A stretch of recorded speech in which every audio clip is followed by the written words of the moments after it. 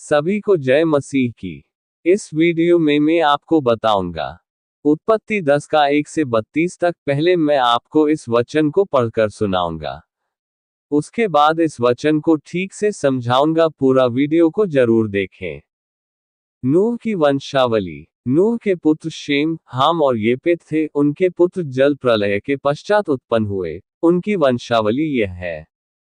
येपेत के वंशज। येपेत के पुत्र Gomer, Magog, my, यावान, Tubal, Meshech और तीरास हुए। और गोमेर के पुत्र अशकंज, रीपत और तोगरमा हुए। और यावान के वंश में एलीशा और तरशीश और कित्ती और दोदानी लोग हुए। इनके वंश अन्य जातियों के द्वीपों के देशों में ऐसे बढ़ गए कि वे भिन्न भिन्न भाषाओं, कुलों और जातियों के अनुसार अलग अलग हो गए। हाम के वंशज। फिर हाम के पुत्र कूश, मिस्र, पूत और कनान हुए। और कूश के पुत्र सबा, हवीला, सप्ता, रामाह और सप्तका हुए। और रामाह के पुत्र शेबा और ददान हुए।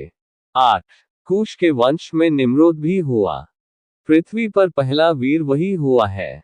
वही यहोवा की दृष्टि में पराक्रमी शिकार खेलने वाला ठहरा। इससे ये कहावत चली है, निम्रोद के समान यहोवा की दृष्टि में पराक्रमी शिकार खेलने वाला। उसके राज्य का आरंभ शिनार देश में बाबेल, अरेक, अक्कद और कलने से हुआ। उस देश से वह निकलकर अश्शूर को गया, और नीनवे, रहोबोतीर और कालह को, और नीनवे और कालह के बीच जो रेसेन है, उसे भी बसाया। बड़ा नगर यही है। मिस्र के वंश में लूदी, अनामी, लहाबी, नप्तुही और पथरूसी, कसलुही और कप्तोरी लोग हुए। कसलुहियों में से तो पलिश्ती लोग निकले। कनान के वंश में उसका ज्येष्ठ पुत्र सीदोन, तबहित, यबूसी, एमोरी, गिरगाशी, हिब्बी, आर्की, सीनी, अरवदी, समारी और हमाती लोग भी हुए। फिर कनानियों के कुल भी फैल गए। और कनानियों की सीमा सीदोन से लेकर गरार के मार्ग से होकर गाजा तक, और फिर सदोम और गमोरा और अदमा और सबोइम के मार्ग से होकर लाशा तक हुआ। हाम के वंश में यही हुए, और ये भिन्न भिन्न कुलों, भाषाओं, देशों और जातियों के अनुसार अलग अलग हो गए। शेम के वंशज। फिर शेम, जो सब एबरवंशियों का मूल पुरुष हुआ, और जो येपेत का ज्येष्ठ भाई था, उसके भी पुत्र उत्पन्न हुए। शेम के पुत्र एलाम, अश्शूर, अर्पक्षद, लूद और अराम हुए। अराम के पुत्र ऊज, हूल, गेतेर और मश हुए। और अर्पक्षद ने शेलह को, और शेलह ने एबेर को जन्म दिया। और एबेर के 2 पुत्र उत्पन्न हुए। एक का नाम पेलेग इस कारण रखा गया कि उसके दिनों में पृथ्वी बढ़ गई, और उसके भाई का नाम योक्तान था।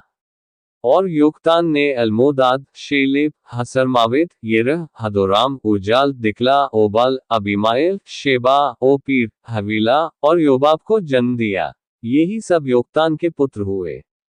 इनके रहने का स्थान मेशा से लेकर सपारा, जो पूर्व में एक पहाड़ है, उसके मार्ग तक हुआ। शेम के पुत्र ये ही हुए, और ये भिन्न भिन्न कुलों, भाषाओं, देशों और जातियों के अनुसार अलग अलग हो गए। नूह के पुत्रों के घराने यही है, और उनकी जातियों के अनुसार उनकी वंशावलियां यही हैं। और जल प्रलय के पश्चात पृथ्वी भर की जातियां इन्हीं में से होकर बढ़ गईं।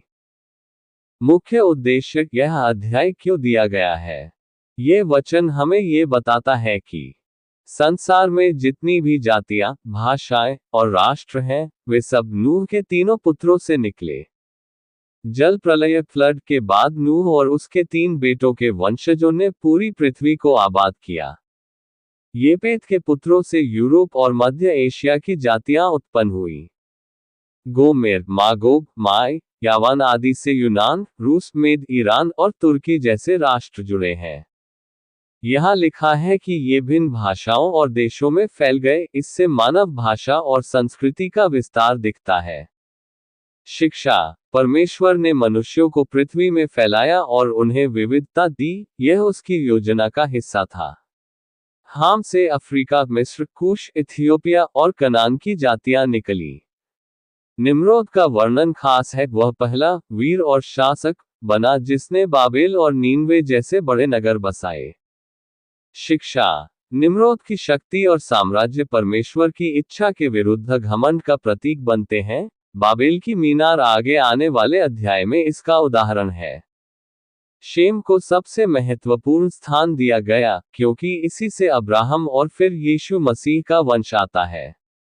एबेर शेम के वंश में एक प्रमुख नाम है, उसी से हिब्रू शब्द बना। पेलेग के समय पृथ्वी बढ़ गई, इसका संबंध भाषाओं के बिखराव बाबेल की मीनार की घटना से है। शिक्षा। परमेश्वर ने शेम के वंश से अपना चुना हुआ राष्ट्र इज़राइल तैयार किया, जिससे सारी पृथ्वी के लिए उद्धार सैल्वेशन आए। नूह के पुत्रों के घराने यही हैं। जल प्रलय के पश्चात पृथ्वी भर की जातियां इन्हीं में से होकर बढ़ गईं। सभी मनुष्य एक ही मूल नूह के परिवार से हैं। हम सब एक ही परिवार से हैं। नस्ल भेद, जातिवाद और घमंड व्यर्थ हैं, क्योंकि हम सब नूह के ही बच्चे हैं।